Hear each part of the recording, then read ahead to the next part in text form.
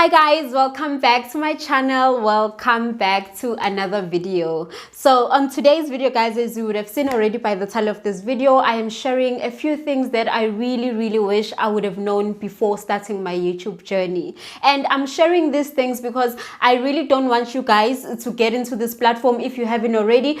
But if you have and you are just starting out, I really wish I'm gonna share something that will resonate with you and you can learn something from, because I don't want us all to get into this platform without knowing a few things if I'm already here to share them with you guys. And you already know that I really do love sharing everything that concerns YouTube to other upcoming YouTubers such as myself. So as you would have already know, if you don't, my name is Gugu Mazibuko. I really do love sharing everything YouTube and helping other small YouTubers like myself grow on this platform, just so that we go on this journey together. Okay, so let us get into today's video. And make it worth your while. So the first thing that I wish I would have learned before joining YouTube is the fact that YouTube is a platform full of opportunities. Now, I know that most of us, when we join YouTube, the first thing we think of is, I'm gonna join YouTube, I'm gonna get monetized, and I'm gonna probably be an influencer. And we think that is all that YouTube has to offer. But in reality, that is not all that YouTube has to offer. There's a lot more opportunities that YouTube can open up for you if you know how to find them. One of those things, as I've already said, is influencer marketing. Influencer marketing, especially in the South African demographic, is one of the main things that our South African YouTubers are using to make a living out of out of the content that they produce, right? So when they work with brands, they tell us to buy items, they shoot videos to make those items look good, and we go ahead and we buy those items based on what we saw on them. But that is not the only way you can advertise for brands so that you can make an income. There's such a thing called affiliate marketing. Affiliate marketing is also a way of marketing for brands and for companies, but what they will do is they will give you a certain link or a certain code to say, if you talk about this certain products, let's say for instance, I tell you about my camera that I'm using, and I say, if you click on this link in my description box, you will be able to access that camera and see how much it costs. Most of the people, those links are actually affiliate links. That is a specific link given to that specific individual so that they can basically track if anybody is using that specific link to buy the specific products, and then in turn that person could get a certain portion of the sale. If maybe the camera is 5,000 rands, then the company could say, if a person uses your link to buy my products, I will then give you 15%. So for every camera sold, I will then be getting 15% of that product. That is just one of the ways that you can make sure that you monetize your content and make sure that you gain more revenue just apart from YouTube AdSense, right? And the other thing that could really become a very great opportunity if you are on YouTube is using YouTube as a way to grow your own business. Now, I know that for most of us who come into this platform as small creators, we come into it hoping that it will become a way for us to make a second income or even a first income through AdSense. But if you are a person who already has a business, I feel that this is actually your way to win if you join YouTube, because this is an advertising platform. You can use your own platform, your own YouTube channel to tell people about services that you offer. And the one thing that I really like as well in terms of business is the fact that it's okay if you don't have a business from the get-go. YouTube can actually open opportunities for you to find yourself and think of businesses, even though before you were never even thinking you would ever get into such a business. But because you're on YouTube and you keep learning about it and you keep evolving with it, you find yourself in a space of actually wanting to start a business that will align to whatever content that you're trying to make. And because you would have already grown an audience that knows you for that specific content, it is very easy for you to sell the idea of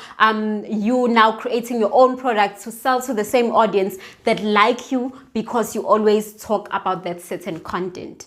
So that is one of the greatest opportunities that I believe YouTube can bring about. And the other thing in terms of great opportunities is the fact that YouTube is a great place to learn and expand your skills and your creativity. Now, what do I mean by this? Let's take, for instance, a person like myself. Before I started YouTube, I knew nothing about operating a camera. I knew nothing about editing. I knew nothing about editing softwares and all that. But now I do. And because I started this journey of YouTube, I can now say I know how to edit videos. I know how to edit pictures. I know how to work a camera and stuff like that. And that is one of the most critical things, because you have now gained a skill that you didn't have before you started this platform. And if again you're a person who really get into this thing of liking videography, of liking editing, you can in turn make this a business and become a videographer as a side hustle, or become an editor as a side hustle. And that is why I love this platform, because it comes with a whole lot of opportunities. As just not looking at influencer marketing alone, there's a whole lot of things that YouTube can open up for you. The second thing that I really, guys, this one is the big one that I really wish I would have known, and that is that the YouTube AdSense revenue that you will receive after getting monetized, it is not enough to sustain your lifestyle, guys. I know that it's not a nice pill to swallow, but it doesn't matter, because based on the fact that I've already said that YouTube is a platform filled with opportunity, you can look at other ways to monetize your content and look at other ways to monetize your YouTube channel and your social media presence as a whole. And I think based on the fact that I am a person, I shared with you guys when I got monetized, and you know that I will be sharing on a month-to-month my analytics report, by the way. Keep a lookout for that, because it is coming very soon. The October analytics report is coming very soon. I hope you're excited, because I'm very excited to share it with you. But based on the fact that I now know what AdSense looks like, and I now know how much money you can receive from YouTube AdSense, I know for a fact that it is not enough to sustain your lifestyle. Now, I know that if you are if you're a person who is doing this as a sole way to receive income, of course, something is better than nothing. But if you are a person who was hoping, let's say for instance you had a job and you were hoping this could be your way of maybe quitting your job and doing this full time and relying solely on AdSense, I'm sorry, it is gonna be very hard for you to achieve that, because AdSense by itself is not enough. And I know that if you watch any other YouTuber, they will always say the same thing, especially in the South African demographic. I feel like because we are in Africa, we are in South Africa, the way that we are, when we compare ourselves with American YouTubers, there's a whole lot more opportunity for them to get really great money in terms of AdSense revenue compared to us. Because if you would have watched my video where I was talking about being monetized, I did mention that everything about monetization is dependent on an individual. If you are a person who produces a certain type of content, for example, educational content, as opposed to someone who only posts lifestyle content, for example, you find that the CPM for the person who's doing educational content is way higher than the CPM of a person who only posts about lifestyle content. So, and as well, if you're a person who's in America doing this educational content, their CPM is not the same as a person who's doing educational content while in South Africa. And because of that, you find that it is not easy for us to just solely rely on having AdSense revenue as our mainstream of income. Thus, you need to find other ways to kind of like patch that gap. And that is why I mentioned all of the other ways you can make income of YouTube. Also, the other thing about AdSense revenue is the fact that it really takes a while to kick in. And the reason why I say that is because, again, you guys already know my journey. If you are new here, please do check out all of my other videos that I have made. I made one where I talked about me getting monetized, mentioning all the time it took for me to eventually get monetized. But if you have not seen that video, for me it took 10 months for me to get monetized. And as a person who is, if you're only doing this to get the cash instantly, then I'm sorry, it will not work out the way you envision it, because it does take a long time. The third thing, guys, that I wish I would have known is the fact that growth on YouTube is not sudden. And I think for most of us, if you've already started the journey, you already know. You already know that this platform is a very harsh platform. You will not just get subscribers. You will not just get those views. Those views take a lot of time. They take a lot of hard work. They take a lot of investment.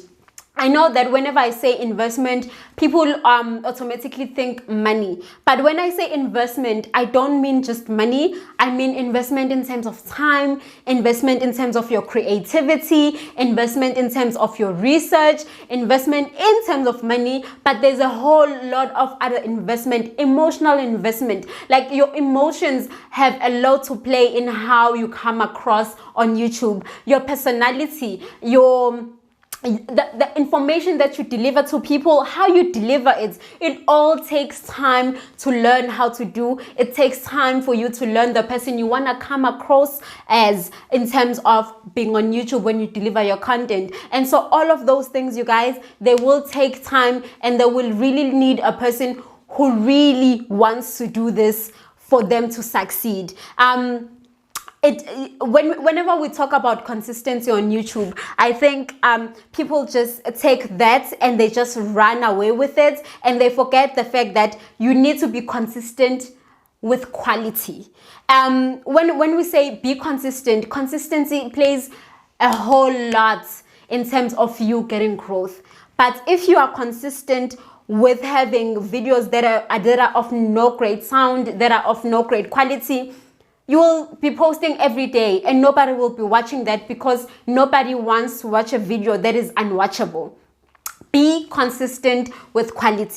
Be consistent with information quality. If you are a person who's sharing information like myself, like, I believe that it is up to no, it won't do me any favors if I just come and I say I want to share information on something that I did not even research. It makes literally no sense. I need to know what I'm about to say to you before I sit down and I say it to you. And I need to know that I'm talking facts because I have researched. I know that I am telling you the right thing.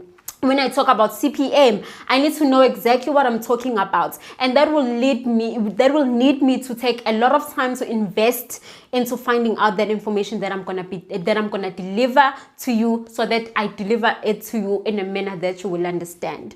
So growth on YouTube will take time, unless you're lucky. I mean, there are other people who are really just lucky, and they sleep and they wake up, they film a video, and all of a sudden that video is just everywhere.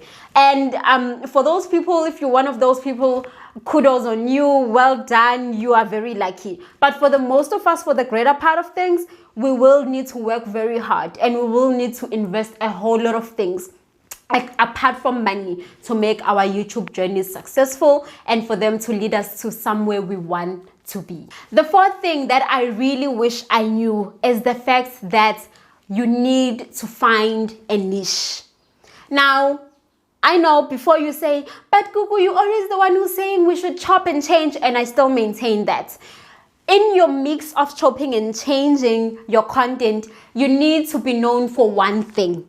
Like, let's take a makeup YouTuber, for instance. A makeup YouTuber, and I always say this, a makeup YouTuber does makeup, but that is not the only thing you will see when you go to their page. You will see their vlogs, you will see a Q&A, you will see this, you will see that. You won't just always go there and you will find makeup, because people, other than what you want to tell them or what you want to teach them, they also want to get to know the person that you are. And the person that you are will not really come out if you're just always doing what you want to teach or what you really focused on. But you do need to be known for something. Like for instance, for me, you know that if you click on Gugu's page, you're most probably gonna get something that will help you in terms of your YouTube journey. And I wanna be known for that. That if you wanna know something about YouTube as a South African YouTuber, you need to click on Gugu's page so that you can see something that will teach you about how to grow on YouTube. You know, if you are a person who talks about natural hair, you don't have to always talk about natural hair, but let us know that if you click on this person's YouTube channel, you will find something about natural hair. So niching down is very important, but don't niche down to such a point that the only thing that you ever talk about is your niche. And the fifth thing that I really wish I would have known is that you need to be willing to learn and adapt to change when it comes to these streets. The reason why I say that is because let me give you an example. So I've been reading this book called Who Moved My Cheese, right? It talks about, in a nutshell, it talks about people, a certain type of people who are always willing to adapt to change, who are always willing to move from their current circumstances, to look for greener pastures, to know that this can't just be it. As much as you are here right now and something is working for you, you always need to keep your mind working and looking out for other opportunities for change, for how you can improve, for how you can change this or change that or whatsoever the case may be. And that resonated well with me in terms of my YouTube journey, to say that you really need to learn how to change and you really need to learn how to adapt. For example, if you are going to be talking about, if you're a person who cooks, you can't be teaching this generation how to cook as if you were teaching your grandmother, for example. You need to know your audience, and you need to know that your audience will like a certain type of thing delivered in a certain type of manner for them to respond to it. So what I'm trying to say is, don't be rigid with your content. Research, look at what other people in your type of niche are doing and try to follow those trends. But yeah, guys, those are the things that I really wanted to share, that I really wish I knew before I started my YouTube journey. And I know that there's a lot of other things that I'm missing. Maybe one day I will do another part of this video. But for now, this is where I'm going to leave it because I don't want it to be too long. Anyway, I hope you learned something from it or you took something away from it. And thank you guys for watching this video. Woo! I will see you guys on the next one. Bye!